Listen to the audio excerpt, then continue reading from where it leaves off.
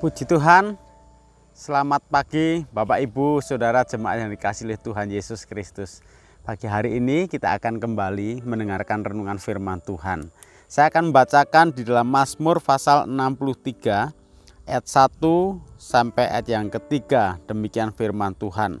Kerinduan kepada Allah, Mazmur Daud ketika ia ada di padang gurun Yehuda. Ya Allah, Engkaulah Allahku. Aku mencari Engkau, jiwaku haus kepadamu, tubuhku rindu kepadamu, seperti tanah yang kering dan tandus tiada berair. Demikianlah aku memandang kepadamu di tempat kudus, sambil melihat kekuatanmu dan kemuliaanmu. Sebab kasih setiamu lebih baik daripada hidup, bibirku akan memegahkan Engkau. Puji Tuhan, Bapak Ibu, kalau kita melihat ayat ini dilatar belakangi ketika Daud mengalami pergumulan yang berat, yaitu ketika dia dikejar-kejar oleh Saul dan tentaranya untuk dibunuh. Dia ada di padang gurun Yehuda. Buat banyak orang di zaman itu, padang gurun merupakan satu tempat yang dianggap aman untuk lari dari kejaran musuh. Tetapi kenyataannya, sekalipun Daud sudah berlari di tempat yang dianggap aman, berlari di padang gurun itu yang dianggap aman sebagai tempat persembunyiannya, namun kenyataannya musuh tetap dapat mengejar. Ancaman masih ada di sekelilingnya dan di sekitarnya yang membuat dia tidak aman. Tetapi Daud kembali diingatkan bahwa sebenarnya ada satu tempat yang menjamin keselamatannya, yang menjamin keamanannya.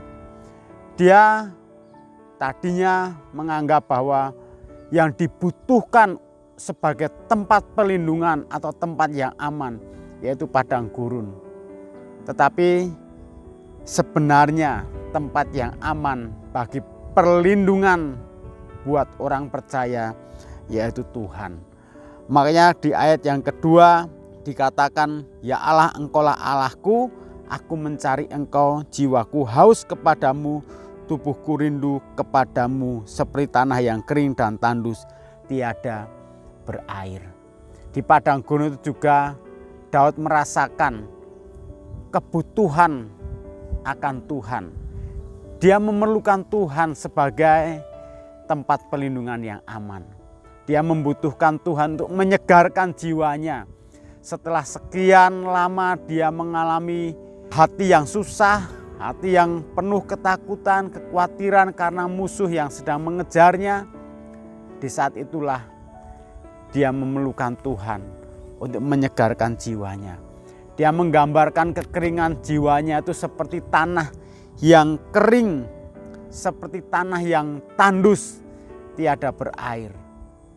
Dan itulah yang kita perlukan sebenarnya di dalam kehidupan ini. Bukan perkara-perkara yang kelihatannya menjanjikan atau menjamin ketenangan buat jiwa kita, buat tubuh kita. Tetapi kita bisa melihat apa yang sudah dicontohkan oleh Daud, bahwa kebutuhan tertinggi dalam kehidupan manusia adalah persekutuannya dengan Tuhan. Di ayat yang kedua tadi dikatakan bahwa jiwanya haus kepada Tuhan, tubuhnya rindu kepada Tuhan pula. Kata ini seperti menggambarkan satu kebutuhan yang besar akan Tuhan. Seperti halnya kalau kita mengingat seseorang yang sakau gitu ya. Dia ketagihan tentang sesuatu dan belum terpenuhi. Itu rasanya seperti kesakitan tubuhnya. Seperti ada sesuatu yang menuntut dari tubuhnya. Daud juga demikian. Kerinduan tubuhnya akan Tuhan seperti menuntut ya untuk dipenuhi oleh Tuhan. Hanya Tuhan yang bisa memenuhi kebutuhan jiwanya. Hanya Tuhan yang bisa memenuhi kebutuhan tubuhnya. Semua yang ada di sekelilingnya yang dianggap menjaminnya menjamin keselamatannya, menjamin kebahagiaannya, tidak bisa memenuhinya. Semuanya hanya bisa dipenuhi di dalam Tuhan. Di ayat yang ketiga, saya bacakan demikian. Demikianlah aku memandang kepadamu di tempat kudus sambil melihat kekuatanmu dan kemuliaanmu. Sebab kasih setiamu lebih baik daripada hidup, bibirku akan membegahkan engkau.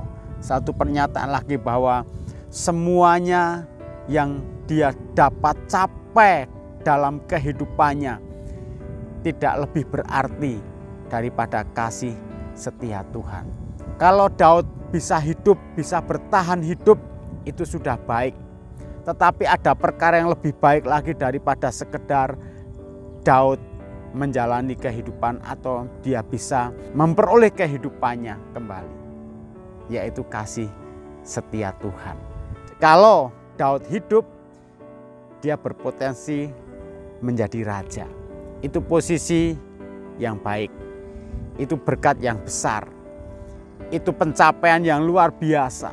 Tetapi sekalipun Daud dia hidup dan berakhir menjadi raja, tetapi itu pun tidak melebihi kebaikan atau kasih setia Tuhan.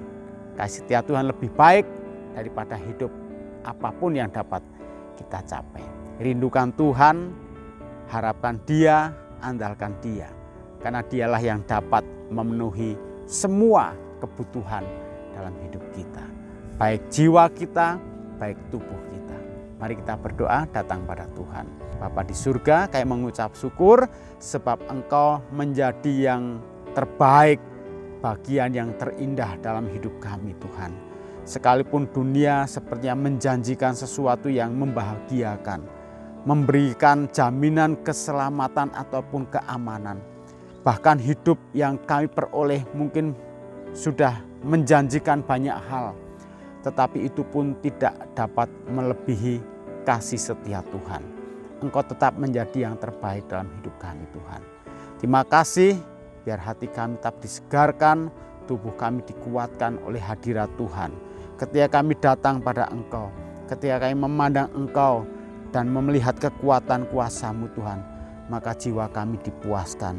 Terima kasih Engkau memberkati jemaat-jemaat Tuhan.